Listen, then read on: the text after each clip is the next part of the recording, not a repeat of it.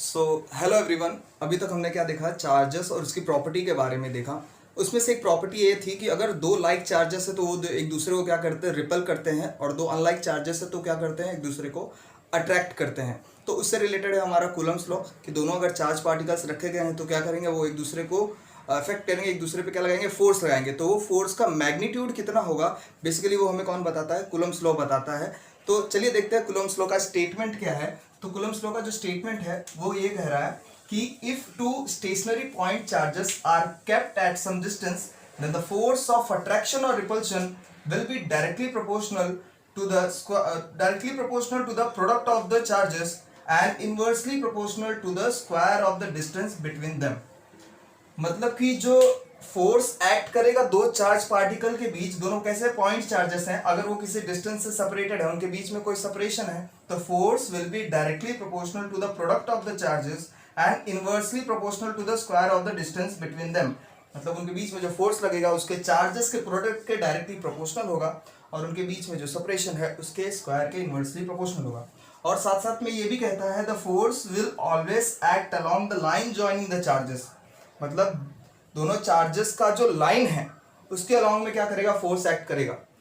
तो इस चीज को देखो, मैथमेटिकल फॉर्म देते हैं। दो पॉइंट चार्जेस कंसीडर कर लेते हैं। Let us consider this point charge be q1 and this point charge having charge q2 and they are separated by a distance r। So according to Coulomb's law, the force will be directly proportional to the product of the charges. This is having charge q1, this is having charge q2. The product of the charges will be q1 into q2, and the force is inversely proportional to the square of the distance between them. They have a separation of r, so the force will be inversely proportional to the square of the distance between them.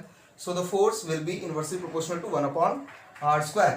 So by combining these two we will get F directly proportional q1 q2 divided by r square. Now we have to remove this proportionality sign. So we will add some constant over here. So let us put a constant k, q1 q2 divided by r square. Here the k is 1 upon 4 pi epsilon naught. You know that 1 is a numeric constant, 4 is also a number, pi is a constant value. This epsilon naught is a new thing for us. The value of this epsilon naught is 8.85 into 10 raised to minus 12। अब ये जो epsilon naught है, actual में इसको कहते हैं electrical permittivity. इसका जो नाम है वो है इलेक्ट्रिकल परमिटिविटी। अलग अलग मीडियम के लिए अलग अलग होता है। अगर ये दो चार्ज पार्टिकल कहाँ पर रखे गए हैं, एयर में रखे गए तो एयर के लिए अलग होगा, वाटर में रखे गए वाटर के लिए अलग होगा। मतलब जहां पर जो मीडियम में होगा उस हिसाब से उसकी हम क्या लगाएंगे, यहाँ पर इलेक्ट्रिकल परमिटिविटी लगाएंगे। तो यहाँ पर हमने फ्री स्पेस की बात की है, तो फ्री स्पेस में जो इलेक्ट्रिकल परमिटिविटी है वो है 8.85 into 10 raise to minus 12। 8.85 into 10 raise to minus 12 क्या है, electrical permittivity of free space. Electrical permittivity of free space, ठीक है। इसकी value 8.85 into 10 raise to minus 12 है। अगर ये वैल्यू उठाकर हम इसमें रखें, ये वैल्यू उठाकर हम इसमें रखें, तो हमें जो k की वैल्यू मिलेगी वो कितनी मिलेगी, 9 into 10 raise to 9, 9 into 10 raise to 9, ठीक है, 9 इंटू 10 रेज़ टू 9। अब हम देख लेते हैं k का जो यूनिट होगा वो क्या होगा। यूनिट ऑफ k को हम वैसे कहते हैं कूलम्स कांस्टेंट। यहां पर बता देना चाहिए, तो k को हम क्या कहते हैं, कूलम्स कांस्टेंट कहते हैं। k क्या है, कूलम्स कांस्टेंट। इसका जो यूनिट होगा, यूनिट ऑफ k देख लेते हैं क्या होगा। हम यहां से निकालने की कोशिश करते हैं, k को एक जगह आइसोलेट कर देते हैं, बाकी सारी चीजों को अलग कर लेते हैं। तो k will be equals to F R square divide by q1 into q2। F के साथ आर स्क्वायर मल्टीप्लाई होगा, q1 q2 नीचे आएगा, तो k सेपरेट हो गया। k का जो यूनिट है वो निकालने की कोशिश करते हैं। अब यहाँ पर देखिए आप, फोर्स का जो यूनिट होता है वो न्यूटन होता है, डिस्टेंस का मीटर होता है, मीटर का स्क्वायर है तो मीटर स्क्वायर हो जाएगा।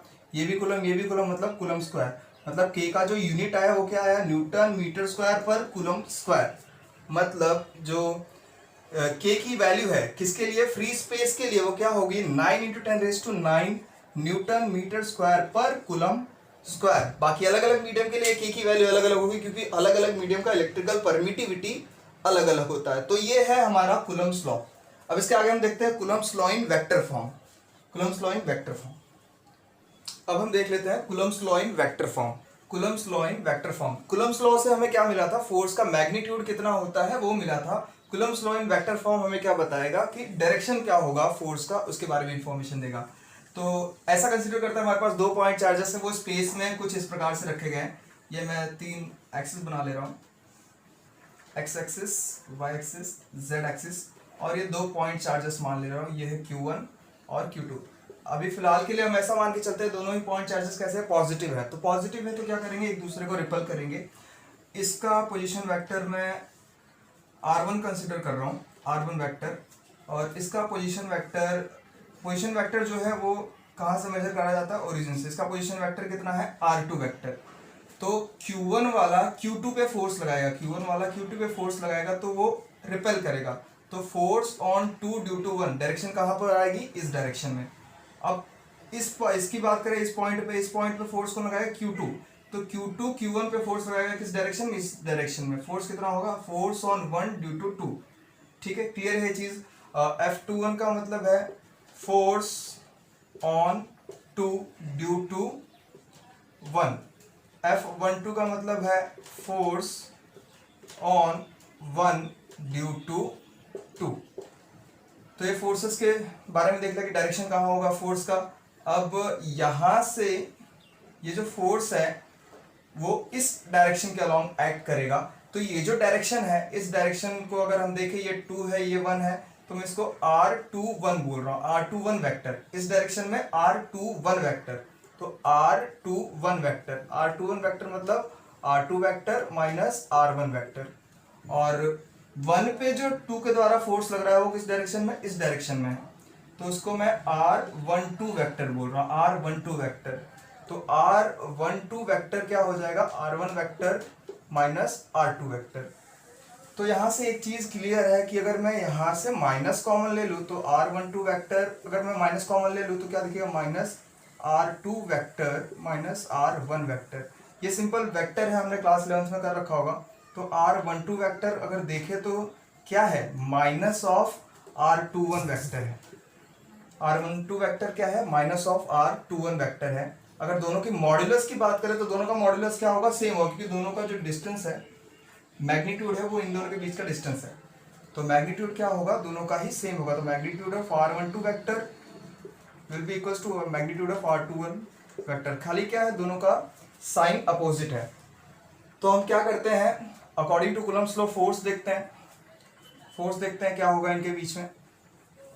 तो फोर्स ऑन 2 ड्यू टू 1, तो फोर्स ऑन 2 ड्यू टू 1 क्या होगा, K Q1 Q2 divide bye किसका डिस्टेंस, ये वाला डिस्टेंस। ये वाला डिस्टेंस क्या है, R21 वेक्टर।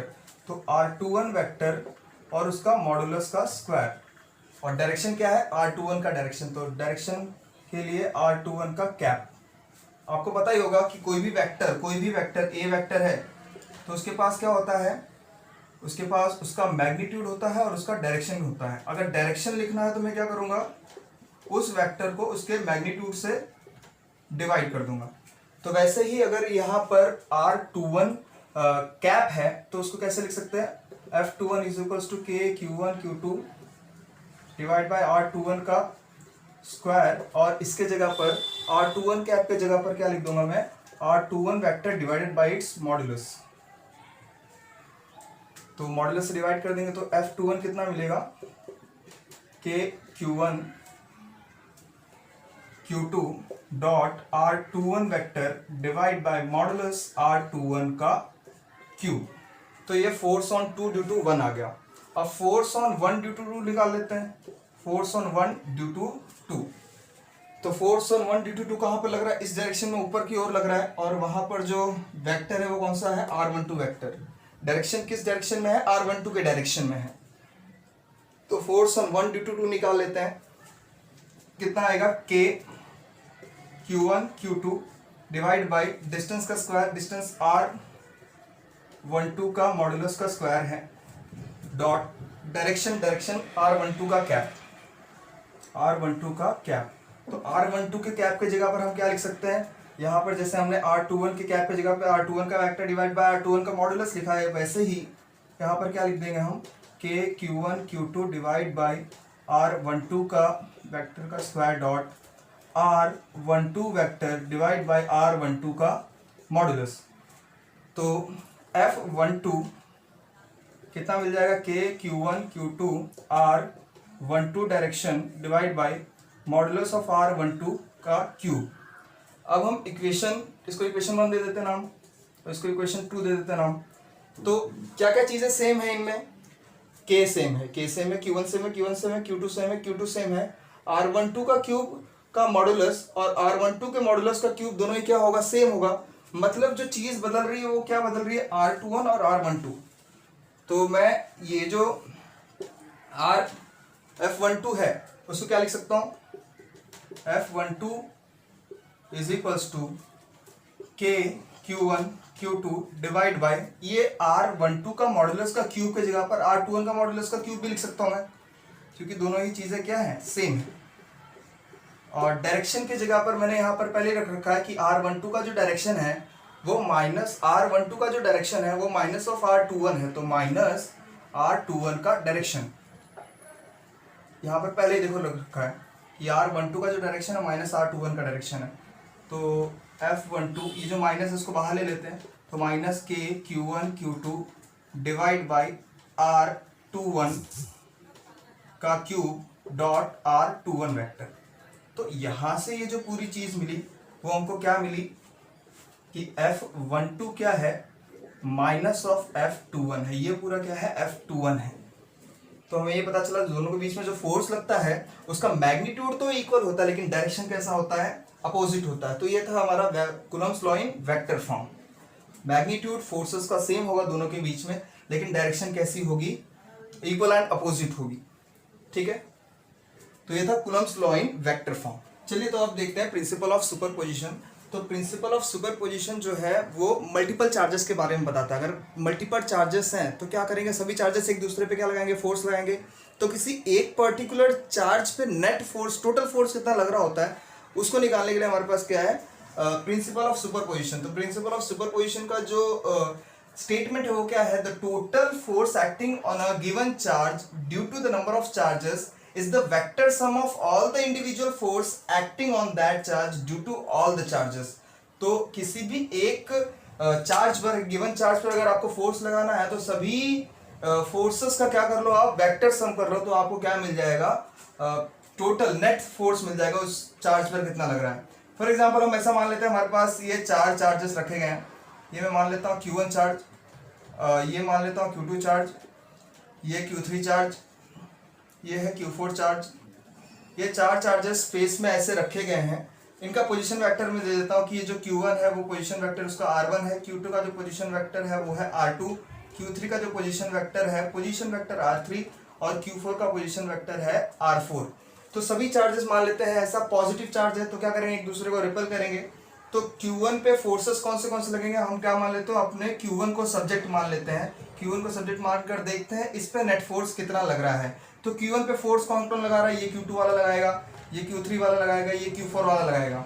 तो Q1 वाला Q2 पे जो फोर्स लगाएगा वो किस डायरेक्शन में होगा, इस डायरेक्शन में। कितना होगा वो, F12 जितना, और डायरेक्शन क्या होगी उसकी, R12। फोर्स की डायरेक्शन क्या होगी, R12 कैप, इस डायरेक्शन में होगा। फोर्स की डायरेक्शन क्या होगी, R12 कैप। वहीं Q3 वाला Q1 पर फोर्स कहाँ लगाएगा, ऊपर की डायरेक्शन में लगाएगा। तो फोर्स कितना होगा, F(1) ड्यू टू 3 और position vector is along R13 cap. वहीं अगर हम बात करें फोर्थ वाले का, तो फोर्थ वाला चार्ज इस पे लगाएगा फोर्स, वो इस डायरेक्शन में होगा। कितना होगा, force on 1 due to 4, position vector R14 cap. तो इन सारे फोर्सेस का अगर हम वेक्टर सम कर दें, ये तो हमने चार चार्जेस लिए हैं, यहाँ पर बहुत सारे चार्जेस हो सकते हैं, मल्टीपल चार्जेस हो सकते हैं, n नंबर ऑफ चार्जेस हो सकते हैं। अभी हमने फिलहाल चार चार्जेस लिए हैं और Q1 को सब्जेक्ट मानकर हम क्या कर रहे हैं, Q1 पे ही नेट फोर्स निकाल रहे हैं। तो फोर्स ये वैल्यू लिख लेते हैं फोर्स का। F12 कितना होगा, F12 होगा K Q1 Q2 divide by, इसका मॉडुलस क्या होगा, R12 का मॉडुलस का स्क्वायर डॉट R12 का कैप। ऐसे ही F13 क्या होगा, K Q1 Q3 divide by R13 का स्क्वायर डॉट R13 का कैप। ऐसे ही 14 का निकाल लेते हैं हम, तो 14 का क्या होगा, K Q1 Q4 F14 sorry निकाल लेते हैं, F14 क्या होगा, K Q1 Q4 divide by R14 का मॉडुलस का स्क्वायर डॉट R14 कैप। तो ये मिल गया हमारे पास टोटल फोर्सेस। इन फोर्सेस का क्या कर देंगे हम, एडिशन कर देंगे, तो हमें क्या मिल जाएगा, Q1 पर नेट फोर्स जो लग रहा है वो मिल जाएगा। तो net force acting on Q1, तो F1 नेट लिख रहा हूं मैं, F1 नेट मतलब total force acting on 1 will be equals to F12 plus F13 plus F14। ये किसके लिए है, इस पर्टिकुलर केस के लिए है। अगर बहुत सारे चार्जेस होते तो क्या आ जाता है यहाँ पर, सोन बहुत सारे चार्जेस होते हैं तो F1n आ जाता। ठीक है, तो इनकी सारी की वैल्यू रखते हैं, तो F1 net is equals to K Q1 Q2 divide by R12 का मॉडुलस का square dot R12 cap plus K Q1 Q3 divide by R13 के मॉडुलस का square dot R13 cap and so on, ऐसे चलता जाएगा। तो ये है प्रिंसिपल ऑफ सुपरपोजिशन या फिर forces between the multiple charges. तो उसकी वैल्यू हमने कैसे निकाली, ऐसे करके निकाली। किसी भी एक पॉइंट पर हमें क्या निकालना है, नेट फोर्स निकालना है, किसी भी एक चार्ज पे हमें नेट फोर्स निकालना है। तो सारे ही फोर्सेस का हम क्या कर देंगे, वेक्टर सम कर देंगे, सारे ही फोर्सेस का वेक्टर सम कर देंगे, तो हमें क्या मिल जाएगा, किसी एक चार्ज पर कितना फोर्स लग रहा है वो मिल जाएगा। तो ये है प्रिंसिपल ऑफ सुपरपोजिशन।